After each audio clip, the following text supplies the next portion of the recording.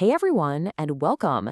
Today, we are diving into a really common headache for homeowners, those super frustrating gaps that pop up in laminate flooring. In this explainer, we're going to walk you through exactly how to fix them yourself and get your floors looking perfect again. And you know what? He's absolutely right. Flooring contractor James Miller just hits the nail on the head here. You spend all that time and money on a beautiful floor, and then bam, one day you spot it, those little separations. It's a feeling we all know, but the good news is it's almost always fixable. And you really don't want to ignore them. Think of it this way. A small gap isn't just about looks. Nope, it's basically a magnet for dust, crumbs, and, worst of all, moisture. All that stuff gets in there and can lead to much bigger problems down the road, like warping. So it's way better to just nip it in the bud. Okay, first up, why do these gaps even happen? Before we even think about grabbing any tools, we gotta understand the root causes. Because honestly, knowing the why is the real key to a permanent fix, not just a temporary patch-up job. So here's the #1 reason gaps show up. Most laminate is what we call a floating floor. It isn't actually nailed or glued to the subfloor.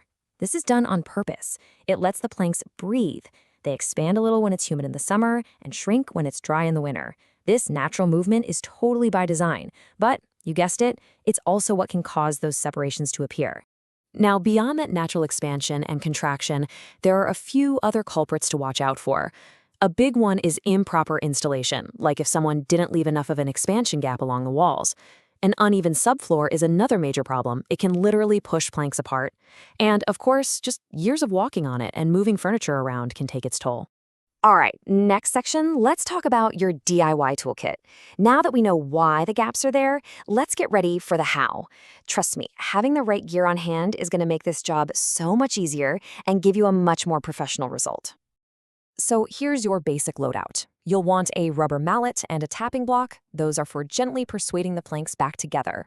A simple putty knife is perfect for applying fillers. Speaking of which, make sure you get a filler that's made specifically for laminate, not just any old wood putty. For bigger gaps, gap repair kits are fantastic. And, it's always a good idea to have a level handy, just to check if your subfloor might be the real villain here. Okay, section 3, we've got our tools, so it's time for the action plan. We're going to break this down into steps for fixing both those little cosmetic gaps and the bigger, more worrying ones. First things first, let's do a quick diagnosis. If you've got small gaps, we're talking less than 1/8 of an inch, they're probably just cosmetic and pretty easy to handle. But if you're seeing larger gaps, that might be a sign of a deeper issue. Let's start with the small ones. For those tiny gaps, the easiest fix is definitely the filler method. You'll use a putty made for laminates. Now, the absolute most important key here is to match the color. A mismatched filler is going to stick out like a sore thumb, so take your time finding the right shade. The process itself is super simple. First, get in there and clean out any dust or debris from the gap. Then, apply the filler with your putty knife, making sure to press it in nice and firm. Smooth the top so it's perfectly level with the plank, and then just let it dry. Here's a pro tip. Try not to overfill it. Any excess can end up cracking or peeling off later. Okay, what if the planks have just drifted apart? In that case, filler isn't what you need. You need to actually close the gap. For this, we're going to use the tapping method to physically nudge that plank back where it belongs. Here's how it works. You place a tapping block against the edge of the plank. This is crucial for protecting it. Then, with your rubber mallet, you give it a few gentle taps. And I really mean gentle. If you hit it too hard, you could damage the locking system on the plank. Just work slowly, tap by tap, and you'll see that gap just disappear.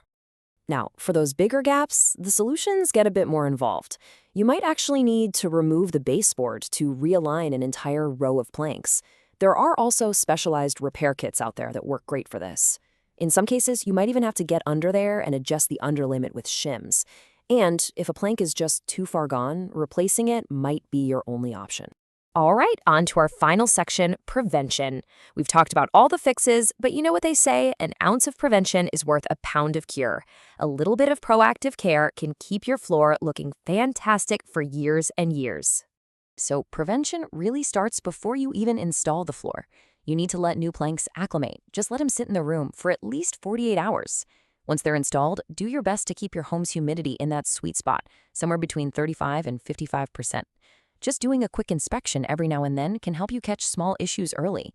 And of course, investing in a high-quality laminate from the start really does pay off in the long run. Now, for a tough question, and we have to be honest with ourselves here, are we accidentally doing things that are damaging our own floors? Let's take a look at a few common mistakes that can definitely lead to gaps. First off, ignoring an uneven subfloor is a huge no-no. It's like building a house on a shaky foundation. Second, please always use materials specifically made for laminate. And when you're installing, never ever force the planks together. If it doesn't want to fit, something's wrong. And finally, don't forget to do those seasonal check-ins. A little bit of maintenance really goes a long way. So, what's the bottom line here? It really comes down to a pretty simple formula. Understand what's causing the problem, use the right tools for that specific job, and always prioritize long-term prevention. And that just about wraps it up. I'll leave you with one final thought to help you put all this into action. Based on everything we just talked about, what's the one thing you're going to check on your floor this week? Maybe the levelness of the subfloor? Or your home's humidity? Just remember, a small, quick check today can save you from a huge headache tomorrow.